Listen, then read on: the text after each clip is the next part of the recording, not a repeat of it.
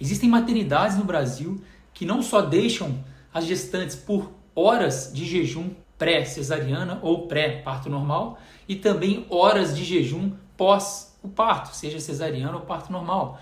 Inclusive deixam as puérperas, ou seja, as mulheres que acabaram de parir, imóveis, restritas ao leito, sem usar travesseiro com a cabeça baixa.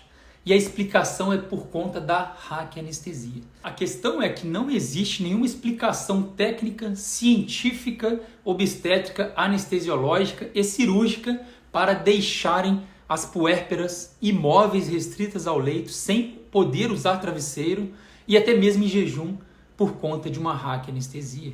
Nós, anestesiologistas, habitualmente não contraindicamos a alimentação precoce e também a mobilização por conta de uma raquianestesia, depois que a paciente já chega no quarto, depois que a paciente já teve alta da recuperação pós-anestésica. Não há nenhuma explicação para a gente impedir a mobilização ou a elevação da cabeça de uma paciente que recebeu raquianestesia. Não é a elevação da cabeceira ou a elevação da cabeça que causa a dor de cabeça, que vai ser a responsável pela cefaleia pós-raquianestesia.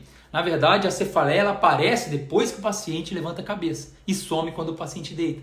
Mas a elevação da cabeça não vai ser a causadora da cefaleia. A fisiopatologia é outra.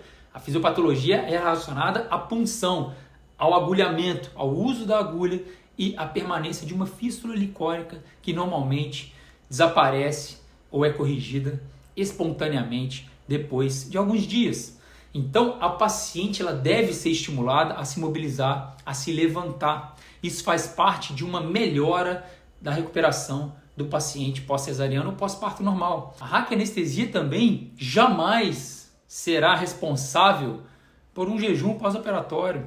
Não tem nada a ver uma coisa com a outra. A paciente ela pode ser impedida de se alimentar por outros problemas ou questões, doenças intestinais ou cirurgias intestinais, que não é o caso de uma cesariana ou parto normal. Protocolos que aceleram ou melhoram a recuperação dos pacientes pós alguma cirurgia estão sendo disseminados em todo o mundo há mais de 10 anos. Inclusive hoje existem protocolos chamados EROS, que melhoram ou favorecem uma melhora da recuperação dos pacientes pós-cirurgias obstétricas. O protocolo ERAS, mais conhecido, começou há mais de 10 anos nas cirurgias coloretais e rapidamente foi se disseminando para as outras especialidades, inclusive para obstetrícia, com o EROS e agora o ERAS para cesariana.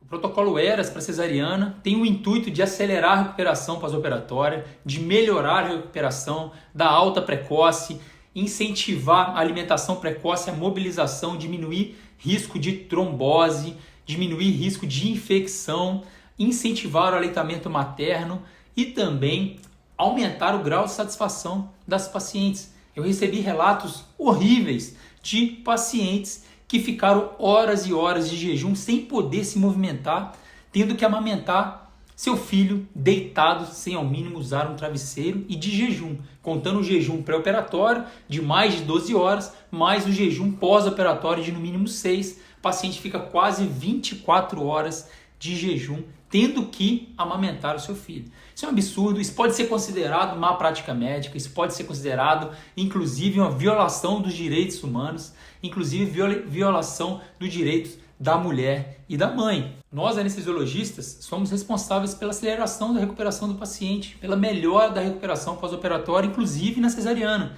Estamos inseridos nas 3 fases perioperatórias da cesariana, tanto no pré-operatório, quanto no intra, quanto no pós.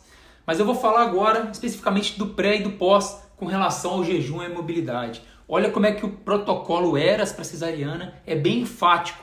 Ele recomenda a diminuição do jejum, abreviação do jejum com líquidos ricos em carboidratos por até 2 horas. Ou seja, a gestante pode ingerir líquido até 2 horas antes da cesariana. Gestante rígida para cesariana eletiva. Deixar bem claro isso aqui, não é para cesarianas de urgência ou emergência e nem para pacientes com comorbidades importantes. No pós-operatório, olha só a recomendação: mobilização precoce, rápida retirada de sondas urinárias, catéteres, alimentação por via oral precoce. Aqui, a gestante ela deve ser encorajada a se alimentar a partir do momento que ela quiser, que ela sentir fome e se sentir bem disposta. Ela deve ser encorajada a se movimentar quando ela se sentir bem, quando se sentir bem disposta, sem dor, com a ajuda de profissionais de saúde, obviamente. A gente precisa entender que não existe contraindicação pós-hack anestesia de se alimentar ou de se mobilizar. Pode existir contraindicação por outros motivos, mas o médico anestesista é que faz as recomendações pós-anestesia. E nós sabemos que a hack anestesia nunca isoladamente vai contraindicar uma alimentação ou contraindicar uma mobilização precoce após o efeito da hack anestesia ter passado, ou seja, após o paciente ter chegado no quarto. Então isso é super importante. Nós precisamos rever condutas baseadas no achismo, baseadas em sei lá onde, sem evidência nenhuma científica.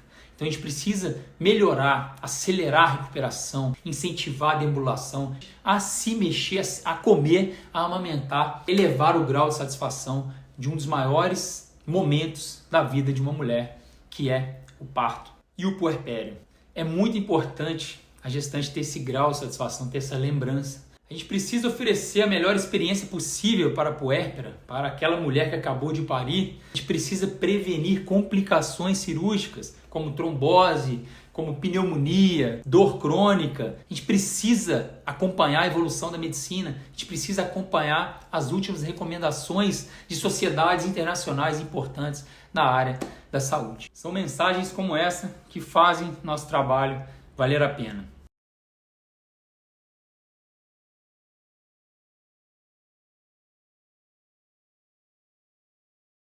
Se você acha que esse vídeo foi importante, compartilhe com seus amigos, colegas, com quem vocês acharem que podem fazer a diferença.